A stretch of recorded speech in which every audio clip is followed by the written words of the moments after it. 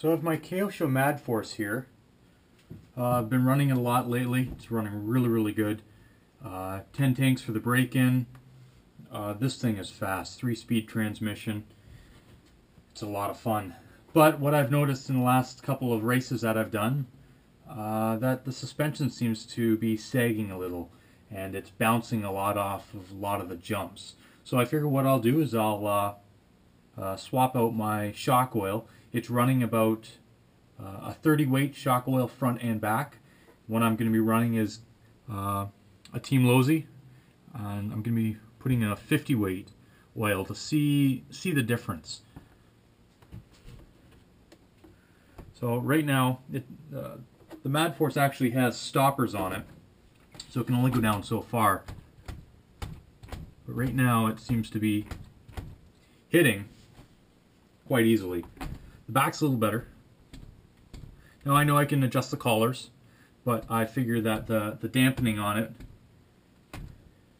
should be changed. I think a 50 weight should work from a 30 to a 50. Well, I'm gonna disassemble it and let you guys know what I find out. Okay, so after pulling off one shock, I've noticed that you can definitely hear. I don't know if you can hear that or not. I think it's lost a little bit of oil, but that's way too soft. I don't like that. So I'll open it up and see what we got. Okay, so I got the shock all opened up. It is low on shock fluid. You won't be able to see this probably, but it is full of bubbles, full of air. So what I'm going to do is just fill it up with, pour this out. That's nice and clean, so that's good. And I'm just going to top it up with 50 weight on all four corners. And let's see if I can notice a difference on the dampening effect. See in a bit. So what I've done is I've actually put oil in one shock already, and you can definitely tell the difference in the dampening. It's not making the noise that the other shock was making because it's low on oil. I put the correct amount of oil inside. I figure while I'm doing this, in case anybody's wondering how to change shock oil, I can easily show you how to do it. It's very simple. This is how I do it. This may not be the correct way, racing way, whichever way you want to say, but this is the way I do it, and it seems to work pretty good. I'm a basher, not a racer, so I don't change my shock oil every 4 runs or anything, only when I notice a little bit of a difference. So once you disassemble everything, you take off the bottom collar, you take off the spring, you take off the upper shock cap. And it's got a little bladder on the top. You remove the bladder, pour the oil out. You want to move the piston up and down. Make sure you get all the old oil out.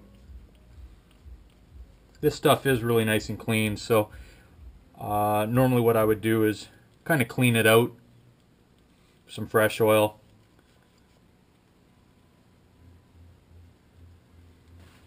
Take a clean rag, wipe everything off. I just use a vise, set it in there. Again, I'm using 50 weight oil, Team Lozi Racing. It's just what my local hobby shop carries.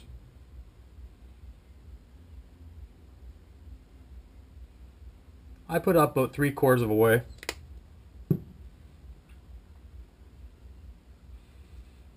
Then just gently move the piston up and down. You want to make sure that the piston actually doesn't go over top of the fluid level. Defeats the purpose. You're going to get air in the bottom. Now, I've heard some people leave it for half an hour, whatever they want to do. As long as there's no bubbles, I really don't care. In fact, there's very few bubbles in here. So I'm going to say that's fine for now. While I wait for that, I normally clean everything up.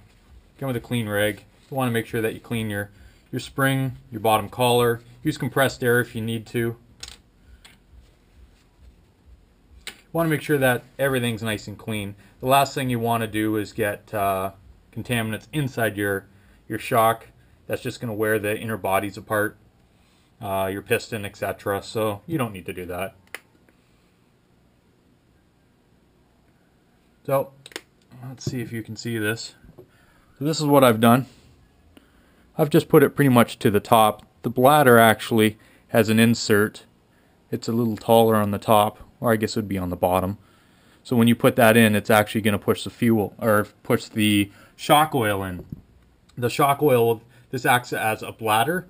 So as the shock oil is compressed, it can push this bladder up or down. So if you put too much shock oil in, the bladder's not going to work properly. If you put too little in, it's going to foam up just like the other one did.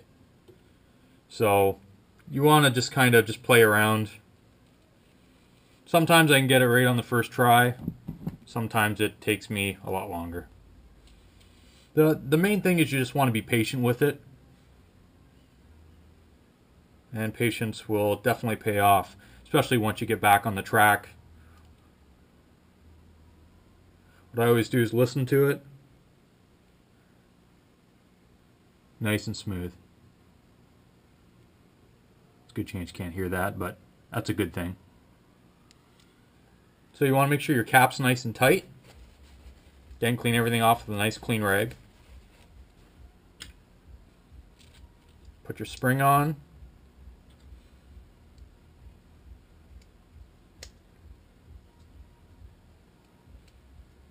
There we go. Now we're all set. So that's one shock. I've already done two. I've only been at this now for, I don't know, 15 minutes. So it won't take me very long. So I'll get the other two done and get back to you. So here's the completed project. All four shocks have been put new fluid in, and it's all set, ready to go. It is a lot firmer. I think it's going to make a big difference the way it's going to perform. It's a little stiffer. The dampening is a little firmer, and I think it should work out quite well. One thing I did want to kind of touch base on also, when you have a shock collar, either it's the spring clips or the adjustable collars themselves, what you want to make sure is that they're even all the way across. Because even one thread or two threads is going to make all the difference in the world, and that's going to really affect how your car handles or how your truck handles. So what you want to do is check your manual, see what stock settings are, and then adjust accordingly. So what I've done, I've made everything 8 millimeters front and back.